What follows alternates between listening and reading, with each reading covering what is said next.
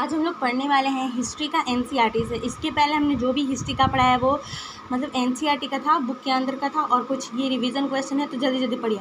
Italy और Germany वर्तमान में किस महादेश के अंतर्गत आते हैं? तो यूरोप के अंतर्गत। फ्रांस में किस शासक वंश की पुनर्स्थापना वियना द्वारा की गई थी? तो बुर्बो वंश। मेजनी का संबंध किस संगठन से था? तो कार्बनरी। इटली एवं जर्मनी के एकीकरण के विरुद्ध में कौन था? ऑस्ट्रिया। काउंट काबूर को क्वीटर एमनुएल ने किस पद पर नियुक्त किया? प्रधानमंत्री। गेरोबोल्डी पेशे से क्या था? नाविक। जर्मन राइन राज्यों का निर्माण किसने किया था? Napoleon Bonaparte. जालबेरी ने एक संख्या थी किसकी? व्यापारियों की। रक्त एवं लौह की नीति का अवलंबन किसने किया था? बिस्मार्क। बैंक फ्रंट की संधि कब हुई थी? तो 1871 में। बैंक फ्रंट की संधि कब हुई थी? 1871। ओके। तो उपवासियों के लिए किस देश का साहित्य ज्ञान विज्ञान प्रेरणा स्रोत रहा? यूनान। 1829 के एड्रियानोपल की संधि में किस देश के साथ हुई? यूनान। किसके पास युद्ध में एक महाशक्ति के पतन पर दूसरी महाशक्ति जर्मनी का जन्म हुआ? सेडोन। सेडवा का युद्ध किसके बीच हुआ था? ऑस्ट्रिया और प्रसा। 1848 में फ्रांसीसी क्रांति में कौन सा युग अंत कर दिया? मैटरिन। वेटिकन सिटी के राजमहल में कौन रहते थे? पोप। हंगरी की राजधानी कहाँ है? बुडापेस्ट। मेजनी कौन था? राजनीतिज्ञ। हिगेल क्या है? दार्शनिक। बिस्मार्क कौन था? German chancellor. और विक्टर इमैनुअल कौन था? इटली का शासक। वियना सम्मेलन कब हुआ था? तो 1870। मेटरनी का पतन 1871। इटली का एकीकरण 1848। सेडान युद्ध 1815। कोसुद कौन था? हंगेरियन राष्ट्रवादी। एड्रियानोपल की संधि कब हुई? 1829। यूनान की स्वतंत्रता 1832। पोलैंड के आंदोलन 1863। 1871 में कौन सी संधि हुई थी? तो फ्रैंकफर्ट की। यूनान की स्वतंत्रता कब हुई? 1832। पोलैंड में आंदोलन कब हुआ? 1863। 1871 में कौन सी संधि हुई? फ्रैंकफर्ट। कौन से ईस्वी में वियना सम्मेलन की मेजबानी ऑस्ट्रिया के चांसलर मेटरनिक ने किया? 1815 ईस्वी। जर्मनी में कितनी रियासतों का संघ कायम रहा? 39। सम्राट की ओर से संवैधानिक घोषणा पत्र कब जारी हुआ? 2 जून 1814। गृह युद्ध कब आरंभ हुआ था? तो देखिए 1830 में हम लोग का गृह युद्ध आरंभ हुआ था। गीजो के प्रधानमंत्री कब नियुक्त किए गए थे? तो 1840। पेरिस में थीथर्स के नेतृत्व में एक विशाल 22 फरवरी 1848। कितने फरवरी को लुई फिलिप ने नदी का परित्याग किया था? तो 24 फरवरी। कितने वर्षों के लोगों को मताधिकार का अधिकार? 21 वर्ष। मेजनी कौन था? साहित्यकार, गणतांत्रिक और विचारों का समर्थक था। यंग इटली की स्थापना किसने की? 1831। यंग यूरोप की स्थापना 1834। विक्टर ने किसकी प्रधानमंत्री नियुक्त किया? काउंट काबूर। काउंट काबूर कैसा था? तो काउंट काबूर जो था एक कूटनीतिज्ञ और राष्ट्रवादी था। गेरिबाल्डी 1862 में। काउंट काबूर की मृत्यु कब हुई? 1862 ईस्वी में। 1871 में कौन कौन ने एकीकरण में योगदान दिया? इटली के मेजनी, काबूर, गेरिबाल्डी और इमैनुएल। जर्मनी के लगभग कितने राज्य थे? 300 छोटे छोटे राज्य। प्रसा के नेतृत्व में कौन सा नामक आर्थिक संघ बनाया गया? जालबेरिन। कौन सी क्रांति ने जर्मन राष्ट्रवाद को एक बाट फिर भड़का दिया? 1848 की फ्रांसीसी क्रांति। 1866 में प्रसा के खिलाफ युद्ध की घोषणा। सोडवा। एकीकरण का द्वितीय चरण। इटली का एकीकरण के लिए प्रथम असफल थे तब तक 1848। आंदोलन के कारण इटली में क्या बढ़ रही थी? जन जागरूकता। सिडनिया पीडमाउंट का शासक कौन था? क्वीटर एमनुएल और इटली का राज्य था। क्वीटर एमनुएल किस विचारधारा का था और इसका क्या प्रयास था? राष्ट्रवादी विचारधारा। इटली का एकीकरण। अपनी नीतियों के क्रियान्वयन के लिए क्वीटर ने किसको प्रधानमंत्री नियुक्त किया? काउंट काबूर को। काबूर क्या था? सफल कूटनीतिज्ञ राष्ट्रवादी। Cavour Italy Austria. काबूल ने ऑस्ट्रिया को पराजित करने के लिए किसके साथ दोस्ती का हाथ बढ़ाया था? तो काबूल ने दोस्ती का पराजित करने के लिए फ्रांस के साथ हाथ बढ़ाया था। किस वर्ष क्रीमिया युद्ध में काबूल ने फ्रांस की ओर से युद्ध में सम्मिलित होने की घोषणा कर दी? 1853 से 54। इसके लिए फ्रांस ने आग्रह भी नहीं किया था। इसका कैसा लाभ काबूल को प्राप्त हुआ? तो प्रत्यक्ष लाभ। युद्ध की शांति के बाद पेरिस के शांति में किन को बुलाया गया? फ्रांस तथा ऑस्ट्रिया के साथ इटली के राज्य पीडमाउंट को भी बुलाया गया, जिससे काबूल की महत्ता बढ़ गई। पेरिस शांति सम्मेलन में काबूल ने हस्तक्षेप कर क्या गैर कानूनी घोषित कर दिया? इटली में ऑस्ट्रिया, जिस कारण पूरे यूरोप का ध्यान इटली में ऑस्ट्रिया का हस्तक्षेप को उसने क्या कर दिया कि गैर कानूनी घोषित कर दिया, जिस कारण पूरे यूरोप का ध्यान इटली पर हो गया। किसने इटली की समस्या को पूरे यूरोप की समस्या बना दिया और किस बल पर? तो देखो काबूल ने कूटनीति के बल पर इटली की समस्या को पूरे यूरोप की समस्या बता दिया। ठीक है ना। काबुल ने किसके एक संधि की जिसके तहत फ्रांस ने ऑस्ट्रिया के खिलाफ पोर्टमाउंट को सैन्य समर्थन देने का वादा किया। Napoleon third. नीस और सेवाय नामक दो रियासतें काबुल और फ्रांस को देना स्वीकार कर लिया। नीस और सेवाय नामक दो रियासतें किसने? Napoleon third. काबुल ने किसके एक संधि के जिसके तहत फ्रांस ने ऑस्ट्रिया के खिलाफ पिडमाउंट सैन्य समर्थन का वादा किया। और नोस और सेवाय नामक दो रियासतें काबुल ने फ्रांस को देना स्वीकार कर लिया। फ्रांस ने काबुल को यह भी आश्वासन दिया कि यदि उत्तर तथा मध्य इटली की रियासत जनमत संग्रह के आधार पर पिडमाउंट से मिलना चाहे तो हर फ्रांस इसका मतलब जो भी फ्रांस है इसका विरोध नहीं करेगा। इसके लिए काबुल की इटली में क्या होती है? आलोचना। उसने नीस और सेवाय नामक प्रांतों को फ्रांस देने का आश्वासन देकर क्या किया?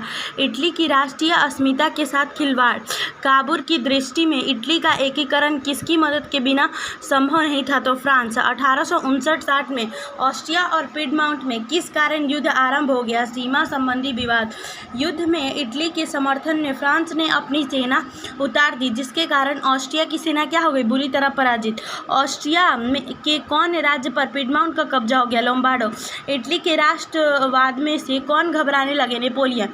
उत्तर और मध्य इटली की जनता काबुल के समर्थन में बड़े जन सैलाब के रूप में किस लिए आंदोलन करती थी? तो वो लोग एकीकरण के लिए बड़े जन सैलाब के साथ उनका समर्थन करते थे। सिसिली तथा नेपल्स में गैरिबाल्डी ने गणतंत्र की स्थापना की और किसके प्रतिनिधि के रूप में वहां की सत्ता संभाली? Victor Emmanuel.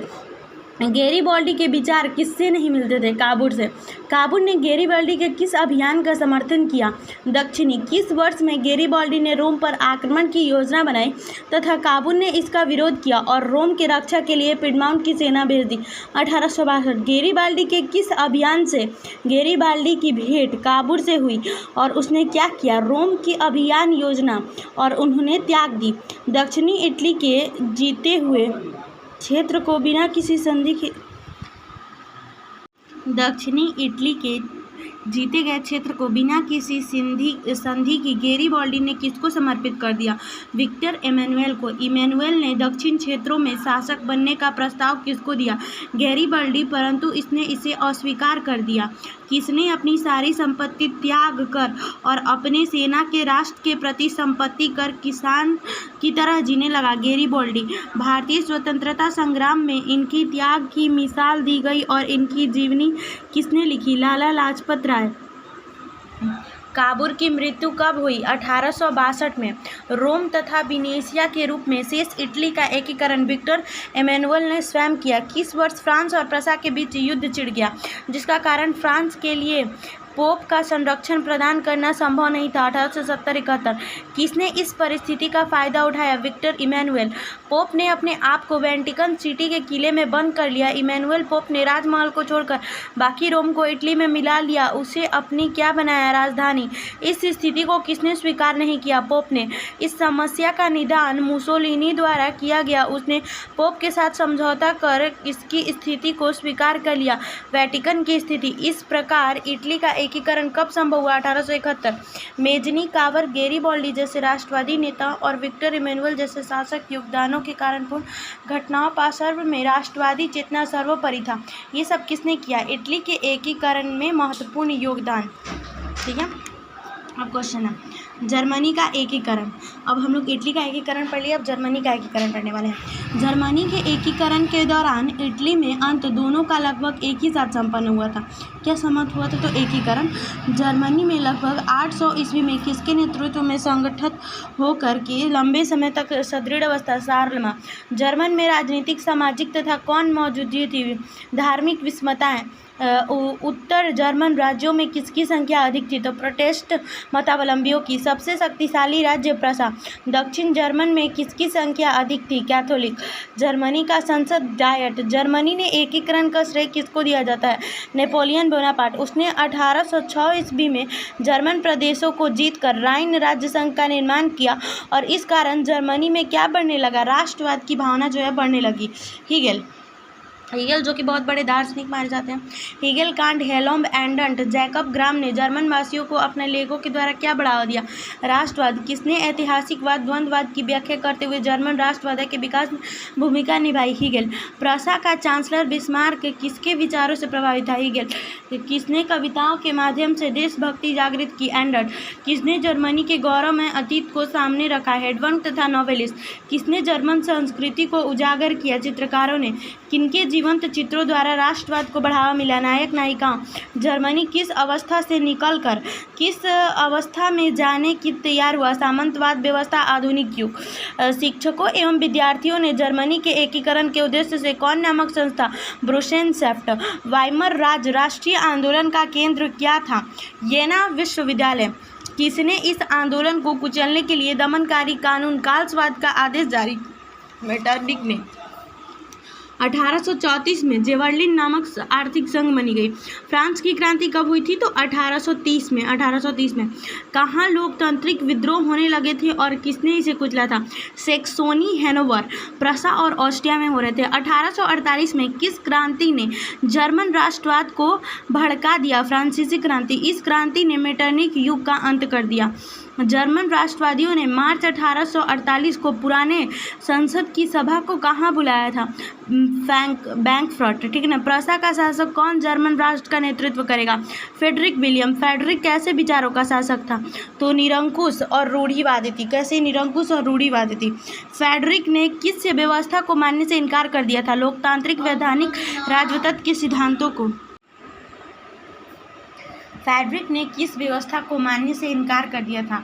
लोकतांत्रिक वैधानिक राजत्व के सिद्धांतों को। उसने ऐसा क्यों किया? ऑस्ट्रिया को संघर्ष से बचाने के लिए। जर्मनी में कुछ अन्य राज्य किसके विरोध में थे? दक्षिणी राज्य एकीकरण के प्रस्ताव में। इस गतिरोध से एकीकरण का मार्ग अवरुद्ध हो गया। साथ ही जर्मनी राज्य में विद्रोह की स्थिति पैदा हो गई, जिसे किसने दबा दिया? ऑस्ट्रिया और प्रसा। कौन समझ चुका था कि जर्मनी का एकीकरण उसी के नेतृत्व में हो सकता है? प्रसा। इसी कारण उसने अपनी सैनिक शक्ति बढ़ाना शुरू कर दी। इस बीच फ्रेडरिक का देहांत हो गया और उसका भाई विलियम कहाँ का शासक बना? प्रसा। विलियम किस विचार का पोषक था? तो राष्ट्रवादी। विलियम के सुधारों के फलस्वरूप जर्मनी में औद्योगिक क्रांति का विकास हुआ, जिसने जर्मन राष्ट्र में किसके प्रयास तेज हुए? तो जर्मन राष्ट्र को एकता सूत्र में बांधने के लिए। विलियम ने एकीकरण उद्देश्यों को ध्यान रखकर किसे चांसलर नियुक्त किया? महाकूटनीतिज्ञ बिस्मार्क। बिस्मार्क जर्मन डाइट में क्या थे? तो प्रसा का प्रतिनिधित्व करते थे। वो प्रतिनिधि थे। वह निरंकुश राज्यतंत्र का समर्थन करते हुए जर्मनी के प्रयास में जुट गए। एकीकरण। बिस्मार्क जर्मन संसद में किसका लगातार परिचय देता रहा और वह किसके विचारों द्वारा समर्थक था? सफल कूटनीतिज्ञ हीगेल के विचारों से बहुत समर्थक था और वह उनका हमेशा परिचय भी देता था। किस वजह से उसे उदारवादी, राष्ट्रवादी और कट्टरवादी उसे अपने विचारों का समर्थक मानते थे? कूटनीतिज्ञ सफलता। बिस्मार्क एकीकरण के लिए किसको मानता था? तो सैन्य शक्ति। किस वर्ष उसने ऑस्ट्रिया प्रसा संधि का विरोध किया और जिसमें प्रसा के नेतृत्व में जर्मनी का एकीकरण नहीं किया जाना था? 1830 में। इसी कारण जर्मनी एकीकरण की भावना जोर पकड़ने लगी। बिस्मार्क ने अपनी नीति से प्रसा का क्या किया? सुदृढ़ीकरण। बिस्मार्क ने ऑस्ट्रिया के साथ मिलकर किस वर्ष सेल्सविंग और हेल्स्टन राज्यों के मुद्दे को लेकर डेनमार्क पर हमला कर दिया? 1864। जीत के बाद हॉलस्टोन ऑस्ट्रेलिया बन गया और सेल्सविग प्रसा बन गया। बिस्मार्क ने संधि किया। विक्टर एमेनुअल इटली का शासक थे। बिस्मार्क ने फ्रांस से भी समझौता किया और फ्रांस को कुरुक्षेत्र देने का भी वादा किया। ऑस्ट्रिया प्रसा युद्ध में इटली की किन क्षेत्रों पर हमला करना था? ऑस्ट्रियाई। ऑस्ट्रिया प्रसा युद्ध में फ्रांस क्या थे? तटस्थ। अपमान से क्षुब्ध ऑस्ट्रिया ने किस वर्ष प्रसा के खिलाफ सोडोवा में युद्ध की घोषणा कर दी? 1866। ऑस्ट्रिया का प्रभाव जर्मन क्षेत्र में समाप्त हो गया। इस तरह जर्मन के एकीकरण में कितना कार्य पूरा हुआ? 2/3। शेष जर्मनी की एकीकरण के लिए किसके साथ युद्ध करना आवश्यक था? फ्रांस। स्पेन की राजगद्दी पर किसकी दावेदारी थी? प्रसा के राजकुमार की। किसने इसका विरोध विरोध किया और इसके संदर्भ में न्याय मांगा। फ्रांस के लिखित वादा किया गया, ठीक है, लिखित नहीं लिखित। फ्रांस के शासक नेपोलियन ने प्रसा के खिलाफ कद युद्ध की घोषणा की और कहा कि लड़ाई में फ्रांसीसी की हार हुई। 19 जून 1817 सेडान किस दिन फ्रैंकफर्ट द्वारा संधि दोनों राष्ट्रों के बीच शांति स्थापित हुई? 10 मई 1871। अंतोगतवाद जर्मनी कब तक एक एकत्रित राष्ट्र के रूप में राजनीतिक मानचित्र के रूप में स्थापना हुआ? तो 1871 के रूप में वो राजनीतिक मानचित्र के रूप में स्थापित हो गया। हंगरी, बोहेमिया तथा यूनान में स्वतंत्रता आंदोलन कितना परिणामकारी था? तो जर्मनी के राष्ट्रवाद का, ठीक है ना, इसका प्रभाव, जर्मनी के एकीकरण का प्रभाव विभिन्न देशों पर, ऑटोमन साम्राज्य की पतन कहानी के अंतिम रूप में। बाल्कन क्षेत्र में राष्ट्रवाद के प्रसार में किस जाति को संगठित कर सर्बिया को जन्म दिया? स्लाव। यूरोप में राष्ट्रीयता का उदय कब हुआ? यूनानी सभ्यता की साहित्यिक प्रगति, विचार, दर्शन, कला, चिकित्सक विज्ञान आदि क्षेत्र की उपलब्धि यूनानियों के लिए क्यों थे प्रेरणा स्रोत? पुनर्जागरण के काल में इनके प्रेरणा को पश्चात जो भी देश था उन्होंने क्या माना? तरक्की को लेकर के। यूनान किस साम्राज्य के अधीन था? तो तुर्की।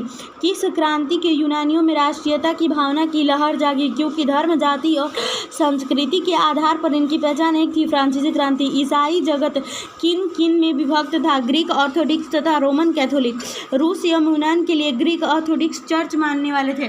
तुर्की शासन से स्वयं को अलग करने के लिए आंदोलन चलाए जाने लगे। इसके लिए इन्होंने हितेरिया नामक संस्था की स्थापना की। किस नामक संस्था पर? ओडेसा नामक। हितेरिया फिलाई का उद्देश्य क्या था? तुर्की शासन को, ठीक है ना, यूनान से निकालना और तुर्की को स्वतंत्र बनाना। क्रांति के नेतृत्व के लिए यूनान में शक्तिशाली किस वर्ग का भी उदय हो चुका था? मध्यम वर्ग। यूनान सारे यूरोप के लिए प्रेरणा एवं सम्मान का पर्याय था, जिसके स्वतंत्रता के समस्त यूरोप नागरिक अपनी सरकार की तटस्थता के बावजूद भी उद्धृत थे। इंग्लैंड के लिए महान कवि यूनानियों की स्वतंत्रता के लिए यूनान में ही शहीद हो गए। वो कौन थे? लॉर्ड बैरन। इंग्लैंड कवि शहीदी के कारण संपूर्ण यूरोप में किसकी लहर दौड़ने लगी? यूनान के लिए सहानुभूति की लहर। यूनान की स्वतंत्रता के लिए कौन अपनी समाजवादी महत्वाकांक्षा और धार्मिक एकता के कारण यूनान की स्वतंत्रता का पक्षधर था? रूस। जब तुर्की शासन के द्वारा यूनानी स्वतंत्रता संग्राम में संगलन स्थिति कैसी हो गई थी? तो विस्फोटक स्थिति बिल्कुल हो गई थी। कब अलेक्जेंडर चिम्प्लाटी के नेतृत्व में यूनान में विद्रोह शुरू हो गया? 1821। रूस का जार अलेक्जेंडर व्यक्तिगत रूप से तो यूनानी राष्ट्रीयता के पक्ष में था, लेकिन ऑस्ट्रिया के प्रतिक्रियावादी किस शासक के दबाव के कारण खुलकर सामने नहीं आना चाहता था? तो शासक मेटरनिक। जब नया जार कौन आया तो उसने खुलकर यूनानियों का समर्थन किया? निकोलस। कब ग्रेट ब्रिटेन में और रूस में एक समझौता हुआ? अप्रैल 1826। कीवे तुर्को यूनान विवाद में मध्यस्थता करते रहे। फ्रांस का कौन यूनानी स्वतंत्रता संग्राम में दिलचस्पी ले रहा था? राजा चार्ल्स। कब लंदन में सम्मेलन हुआ जिसमें इंग्लैंड, फ्रांस तथा रूस ने मिलकर तुर्की के खिलाफ और यूनान के समर्थन में संयुक्त कार्रवाई करने का निर्णय लिया? 1827 में। तीनों देशों की संयुक्त सेना कहाँ तुर्की के खिलाफ एकत्र हुई? नवारिनो की खाड़ी में। तुर्की के समर्थन में कौन था? मिस्र। केवल मिस्र था। युद्ध में मिस्र और तुर्की की सेना बुरी तरह प्रभावित हुई और हार गई।